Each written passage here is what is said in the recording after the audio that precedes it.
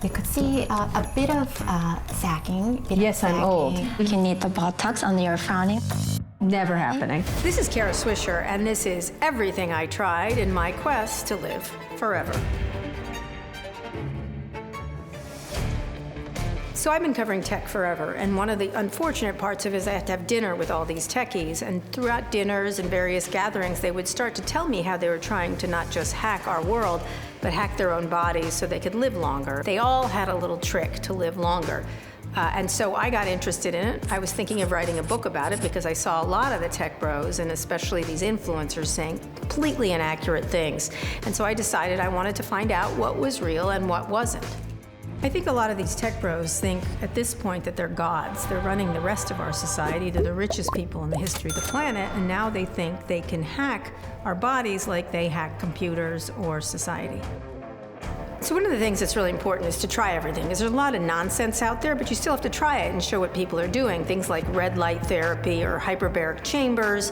I tried ketamine, GLP-1s, VO2 max, face stuff in Korea, new robotics exoskeletons. I'll try anything to see how it works, and then I'm gonna run down the science for you to show you what works and what doesn't, because a lot of it doesn't. The hyperbaric oxygen chamber is essentially, it looks like an iron lung, essentially. And what it's used often for is when you have a wound.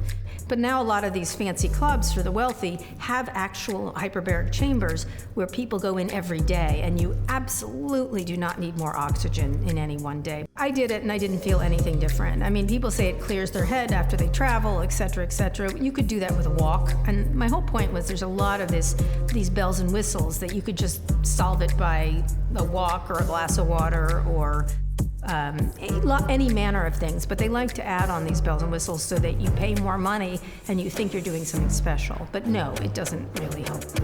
One of the things that I've been talking about a lot is these chatbots and how they're evolving. I don't call them chatbots. That's a very friendly name for what is a synthetic relationship. And by synthetic, I mean nobody's there. Before, they used to be pretty crude, but now they're getting very sophisticated and actually very responsive. And people, when it used to be on the fringes, it's now not. But a lot of people are relying on them for legal decisions, financial decisions, and more personal relationships. I find them disturbing, I find them dystopian, and I find them incredibly appealing. And so we made one of me. There's a lot of me around the world, whether I'm doing interviews or whatever. And so we made one, and what I was really struck by was not that it felt like me, but you could see where it was going, and in a very short amount of time, it would feel like you were talking to me. Kara was talking to Kara.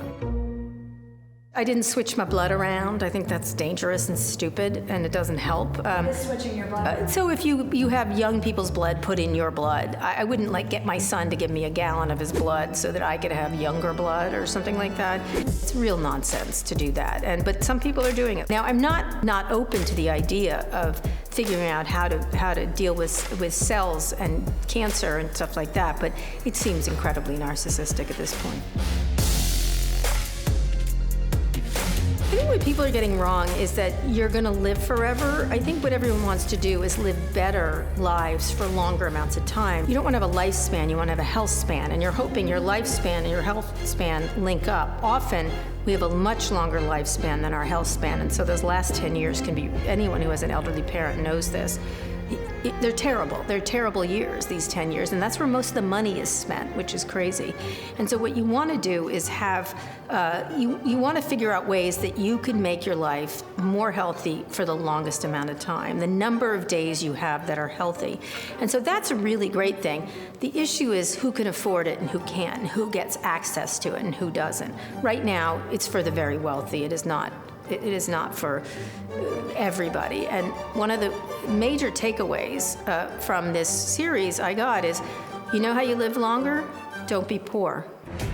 I think it's a really laudable goal to wanting to be healthier for the longest amount of time and to extend your life in some ways. And I think that's kind of interesting, especially if you can be healthy and you can contribute to society.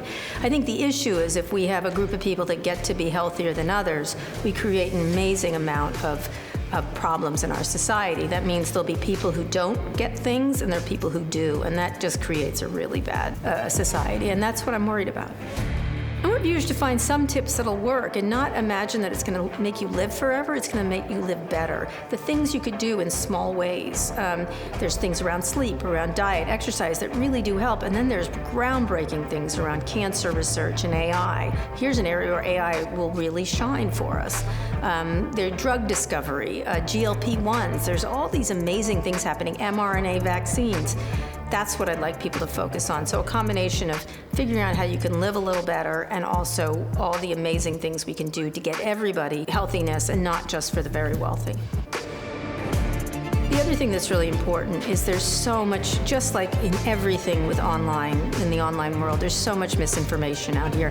And you're being, often in these influencers, they don't know what they're talking about, they're not basing it in science, and they're charging you for it, whether it's supplements or red light masks or anything else. It's all a waste of time, really, and it's a waste of money. It really irritates me that people do that.